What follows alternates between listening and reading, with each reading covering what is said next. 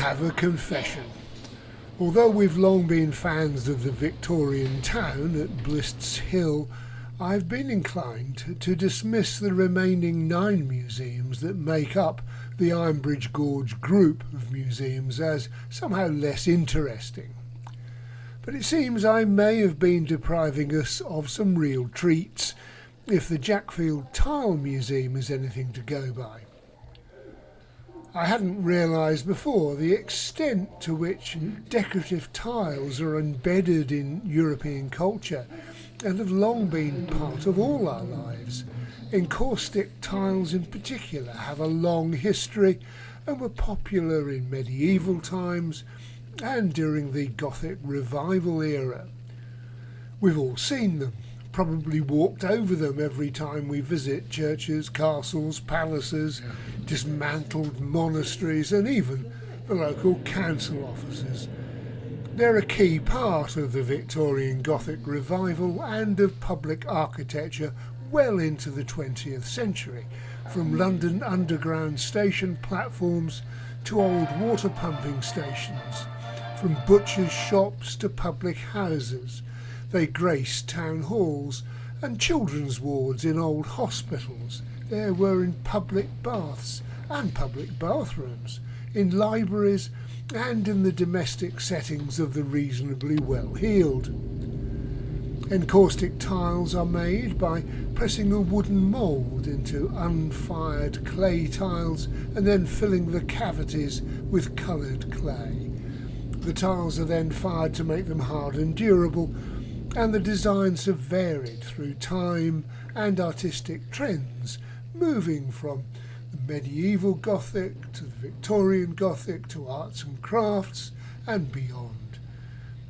And Jackfield is one of the oldest known ceramic production centres in Shropshire, and Jackfield ware is attributed to the Thursfield family who settled here and created pottery from red clay, fired at very high temperature, then glazed with cobalt, heated to such a high temperature that it changes from deep blue to black. Jackfield Museum is housed in a decorative tile factory building, the former works of Craven Dunhill and Company.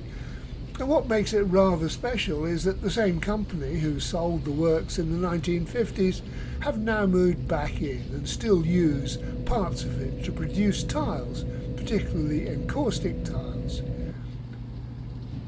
The noise you may be able to hear is a functioning tile factory within a museum, and whilst the massive old kilns are no longer used, the buildings still house craftspeople producing some very expensive but very beautiful tiles.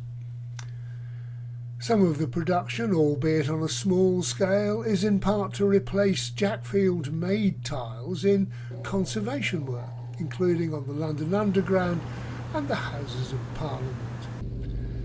And tiles have their own fan base, who knew?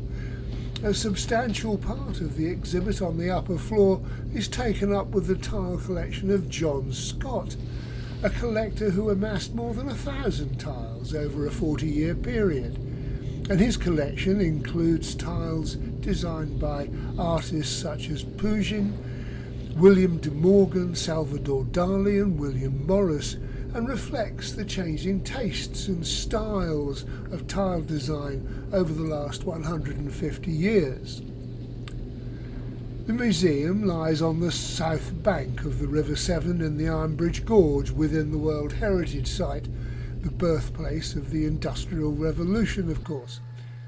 And there are galleries of modern crafts and ceramics and classrooms for those wanting to try it for themselves, as well as a pleasant tea room and gift shop. For about 100 years, until 1963 in Beeching, the Severn Valley Railway line ran past the factory on its route between Shrewsbury and Bridgnorth. There were sidings serving the tile works. Little remains today except the unusually large level crossing gates, now the largest surviving in the UK and probably with some of the shortest sets of rails. And since our visit, I've been pondering on the many examples of the tile maker's art we've seen over the decades, not just the cathedrals and the stately homes of the Victorian nouveau riche, but the London tube stations, the fishmongers, even the underground public toilets which displayed these colourful tiles. Small wonder some of those public loos have been transformed into trendy restaurants and shops. Tiles, who would have thought they were so interesting?